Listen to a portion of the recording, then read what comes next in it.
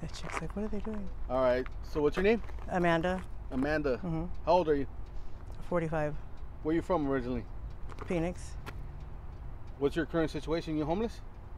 Kind of, sorta. Like, I could be staying at my mom's, but her roommate is kind of a weirdo. So I come and go and just kind of stay at friends and stuff. So, yes and no, I guess is the answer. In and out of homelessness? Yeah. What do you do out here to survive? Hustle. Just hustle? Mm-hmm. Is it dangerous out here on these streets or what? Yeah. Yeah, I mean, it can be. If you don't know, if you don't know anybody or you don't know what you're doing or, it can be dangerous.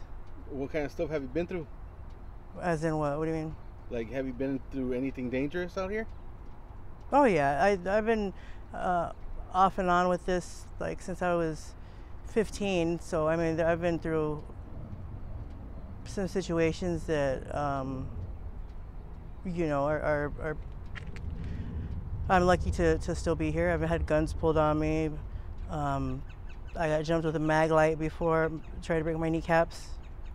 Them old school police flashlights. Remember those heavy duty police flashlights? Yeah. So you've been out here on the streets, running the streets since 15? On and off, yeah. What happened? You just started hanging around with the wrong crowd or what? My mom was an addict, so my grandparents raised me, and that was a good environment. But I would do anything to be with my mom at the time, and she was in addiction, so I would take off and go be with her, and the saying, So you hang around a barbershop her long enough. footsteps? Yeah, unfortunately, yeah. You said you got raised by your grandparents? Yeah. So you didn't have a father growing up? No. Not consistently, no. Yeah. Did you ever get to meet him? Oh yeah, yeah. I knew who he was. He dipped in and dipped out. Yeah. How was he? Not a very good father. He was a good person, but a piece of shit of a dad. Okay. Do you have any other siblings, or is it just you? I have a brother on from my mom, but he was given up for adoption, and I have two sisters and a brother on my dad's side. They're with my stepmom. I wasn't raised with them, but yeah. So you were raised in the South Side? Mm-hmm. What generation are you? Like, I don't know. That one always confused me. What do they? How they classify that? I don't know. I drank from the water hose and stayed out till the street lights came on, and so I don't know what. Your mom was born and raised here, though, right? Mm-hmm. South Phoenix. What about your grandparents? Are they from Mexico? No, my mom's side is white. My dad's side is Hispanic. Okay. So the side I was raised on was my mom's side, and they're from like Wisconsin, back east. Oh, okay. Yeah. Yeah. So where do you sleep at night? As friends, if I go to sleep, if my friend's got a room, or that just depends. Usually in a motel, or if we're driving around and fall asleep in the car, or I'll go to someone's house. I'm not sleeping behind no dumpster. You got a lot of tattoos, huh? Yeah. Were you ever involved in the gangs or not? No, not I have family that was, but I was in and out of jail and juvenile too much to even have to be able to rip and run like that when I was younger. You know what I mean? What about prison? I've been there. Yeah. Yeah. How was it? Which time? Which time? Which time? The last time sucked. It's not like it used to be. I mean, not saying that it's fun or good to begin with, but it's definitely a change from when I first started going to prison. What, are they taking away more privileges or what? Yeah, and it just okay. So like back when I first started going to prison, it was like okay, you got to the yard. Usually the people that had the good jobs, like the kitchen, the cooks and stuff like that, were people that were going to be there for a while. So therefore, there was a little bit of they liked doing their job, right? Yeah. So they made good food, everything. Okay, and you kind of worked your way down to certain things. You knew how to wash your blankets in a trash can. You knew how to use, stuff like that. Whereas now you got these new short timers coming in straight to a minimum yard, to washers and dryers, microwaves, and they think they're doing a hard time. So there's no, like, they don't get it.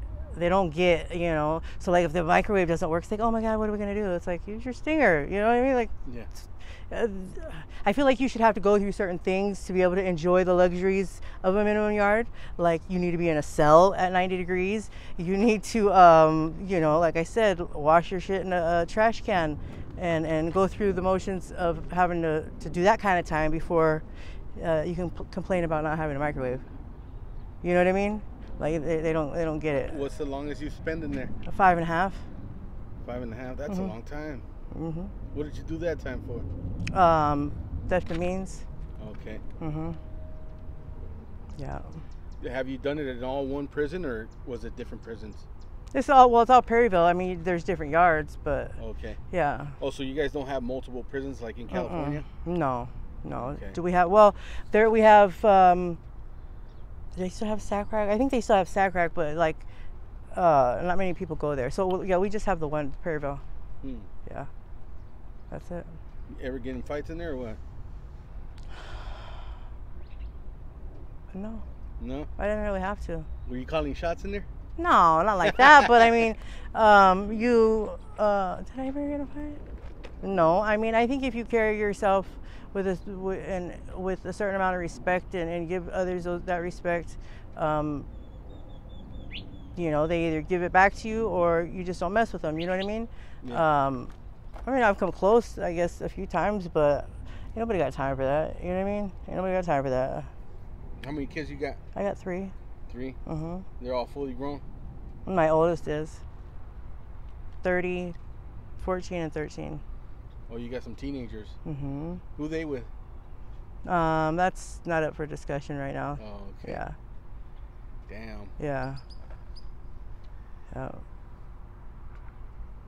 Right now, that's when they mostly need parenting. I know. Yeah. That's kind of part of the reason why I've in my, I guess I call it my stage, because I've been sober. There's been times through all that I've been sober. Like my last, I was clean for 8 years. Yeah, 8 years. Last time. Just some shit happened, you know what I mean? But it is what it is. Yeah. So. Can I ask you what happened to your arm? What's that? Hair. And they had to operate on it, or what? Mm-hmm. What I had like I don't know. It just got. I don't want to say like abscess because it wasn't an abscess. It was like, I don't know. My whole arm was swollen, and I don't know. I went to the hospital, and I was like, Did you delay going to the hospital? No, I went like the second. It was like the next day I got up, and it was like kind of sore, like all the way on my bone. And then the next day it was like just throbbing, and I asked my family friend to give me a ride to the hospital, and we got there, and it was like 15 minutes, and they already had me in surgery. And then I had surgery like every other day for 2 weeks. Mm-hmm. Yeah. So I had like 8, 9 surgeries. You didn't die off of that, huh? Yeah. Mm-hmm. Well, all right, man. Hey, thank you for sharing your story. I really do appreciate it. All right. And just in case anybody wants to reach out to you with any sort of help or donations, do you have an email that you want to share or anything like that? Cash App, anything? My email is Lala Obright Mendoza, and that's LalaObright Mendoza@gmail.com. I mean, it would help because it's kind of why I'm in this situation, is trying to get back, with my kids and all that. But yeah.